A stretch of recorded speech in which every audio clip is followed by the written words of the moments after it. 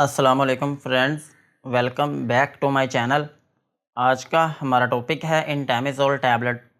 आज हम बात करेंगे कि इंटेमिज़ोल टैबलेट क्या है और इसके क्या क्या इस्तेमाल हो सकते हैं।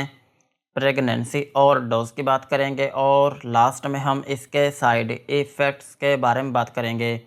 इंटेमिज़ोल टैबलेट ये एक एंटीबैक्टीरियल प्लस एंटी प्रोटोज़ोल मेडिसिन है और ये टैबलेट और सिरप दोनों फॉर्म्स में अवेलेबल है। जो इंटेमिज़ोल टैबलेट है ये दो तरह की होती है, एक होती है इंटेमिज़ोल और एक होती है इंटेमिज़ोल डीएस। और सिरप जो है ये एक ही तरह का होता है और इनमें जो फार्मूला यूज़ हुआ है उसका नाम है मेट्रोनिडाज़ोल प्लस डाइलॉक्सानाइड। जो मेट्रोनिडाज़ोल है ये इंटेमिज़ोल टैबलेट में होता है 200 मिलीग्राम और इंटेमिज़ोल डीएस टैबलेट में होता है 400 मिलीग्राम। और डाइलॉक्सानाइड जो है ये इंटेमिज़ोल टैबलेट में होता है 250 मिलीग्राम और इंटेमिज़ोल डीएस टैबलेट में होता है 500 मिलीग्राम। और इंटेमिज़ोल सिरप जो है इसमें होता है मेट्रोनिडाज़ोल 100 मिलीग्राम और डाइलॉक्सानाइड जो है ये इसमें होता है 125 मिलीग्राम। ये था इंटेमिज़ोल टैबलेट और सिरप का इंट्रोडक्शन। अब हम इनके यूजेस के बारे में बात करते हैं कि वो कौन सी ऐसी कंडीशंस हैं जिनमें आप इंटेमिज़ोल टैबलेट या फिर सिरप का यूज़ कर सकते हैं। इंटेमिज़ोल टैबलेट को आप प्रोटोज़ोआ इन्फेक्शन में यूज़ कर सकते हैं।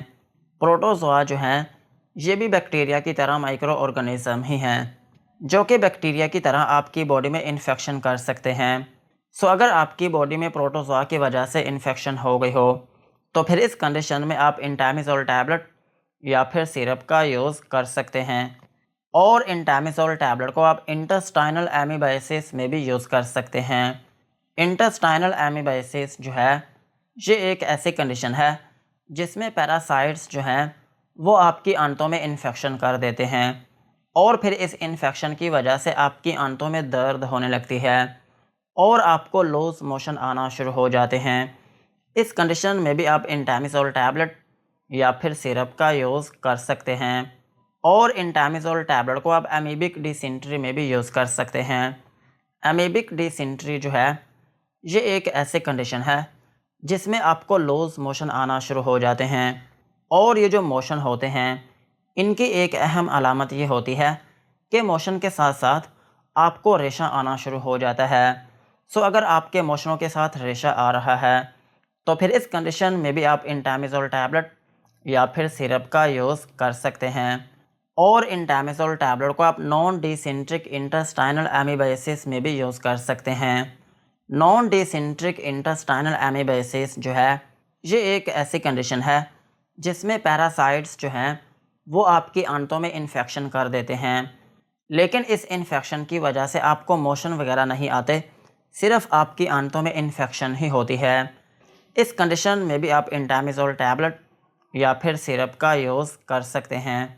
और इंटेमिज़ोल टैबलेट को आप डायरिया में भी यूज़ कर सकते हैं। अगर आपको सिंपल डायरिया है और आपको बार बार मोशन आ रहे हैं तो फिर इस कंडीशन में भी आप इंटेमिज़ोल टैबलेट या फिर सिरप का यूज़ कर सकते हैं। और इंटेमिज़ोल टैबलेट का एक अहम यूज़ ये है कि आप इसको ब्लडी डायरिया में भी यूज़ कर सकते हैं। अगर आपको मोशन के साथ खून आ रहा है तो फिर इस कंडीशन में भी आप इंटेमिज़ोल टैबलेट या फिर सिरप का यूज़ कर सकते हैं। और इंटेमिज़ोल टैबलेट का एक अहम यूज़ ये भी है कि आप इसको जियरडायसिस में भी यूज़ कर सकते हैं। जियरडायसिस जो है ये एक इन्फेक्शन है जो कि आपकी आंतों में होती है और इस इन्फेक्शन की वजह से आपको बार बार मोशन आना शुरू हो जाते हैं और आपके पेट में दर्द रहना शुरू हो जाती है। और इसकी एक अहम अलामत ये होती है कि आपका वज़न जो है वो पहले से कम होना शुरू हो जाता है। इस कंडीशन में भी आप इंटेमिज़ोल टैबलेट या फिर सिरप का यूज़ कर सकते हैं। और इंटेमिज़ोल टैबलेट को आप स्टमक इन्फेक्शन में भी यूज़ कर सकते हैं।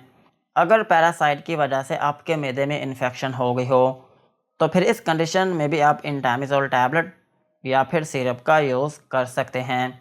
और इंटेमिज़ोल टैबलेट को आप हिपैटिक एमीबाइसिस में भी यूज़ कर सकते हैं। हिपैटिक एमीबाइसिस जो है ये एक ऐसी कंडीशन है जिसमें पैरासाइट्स जो हैं वो आपके जिगर में इन्फेक्शन कर देते हैं और फिर इसकी वजह से आपके जिगर में जो टिश्यूज़ होते हैं वो डैमेज होना शुरू हो जाते हैं और फिर इसकी वजह से आपके जिगर में पस पड़ना शुरू हो जाती है। इस कंडीशन में भी आप इंटामिज़ोल टैबलेट या फिर सिरप का यूज़ कर सकते हैं। और इंटामिज़ोल टैबलेट का एक अहम यूज़ ये भी है कि आप इसको एनारोबिक बैक्टीरियल इन्फेक्शन में भी यूज़ कर सकते हैं। एनारोबिक बैक्टीरियल इन्फेक्शन जो है ये एक ऐसे कंडीशन है जिसमें बैक्टीरिया जो है वो आपकी बॉडी में इन्फेक्शन कर देते हैं, लेकिन ये जो बैक्टीरिया होते हैं ये एनारोबिक होते हैं, यानी कि ये ऐसे बैक्टीरिया होते हैं जिनको ऑक्सीजन की ज़रूरत नहीं होती। ये ऑक्सीजन के बगैर भी आपकी बॉडी में ज़िंदा रह सकते हैं। इस कंडीशन में भी आप इंटामिज़ोल टैबलेट का यूज़ कर सकते हैं। ओवरऑल अगर हम बात करें तो इंटामिज़ोल टैबलेट और सिरप जो हैं ये एक एंटीबायोटिक प्लस एंटीप्रोटोजोल मेडिसिन है।